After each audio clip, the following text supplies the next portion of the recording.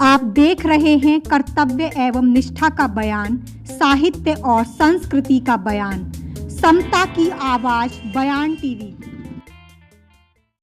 युग दृष्टा युग प्रवर्तक विश्व गुरु महाकारुणिक तथागत गौतम बुद्ध के चरणों में पुष्प अर्पित करती हूँ। संत शिरोमणि गुरु रविदास जी को नमन करते हुए नारियों के मुक्तिदाता, बहुजन के विधाता, कानून के ज्ञाता, संविधान निर्माता बाबा साहब डॉक्टर अम्बेडकर को कोटि कोटि नमन और वंदन करती हूँ। मंच पे विराजमान सम्मानित वक्तागण और जिसके उपलक्ष्य में ये प्रोग्राम रखा गया है, आदरणीय अनिल कुमार गौतम जी को नमन करते हुए आप सभी यहाँ पे जो लोग बैठे हैं, बड़े बुजुर्ग, बच्चे, महिलाएं, आप सभी का स्वागत करती हूँ।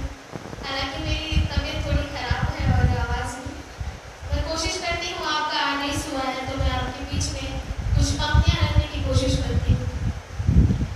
बाबा साहब डॉक्टर अम्बेडकर ने एक सपना देखा था बौद्धमय भारत का।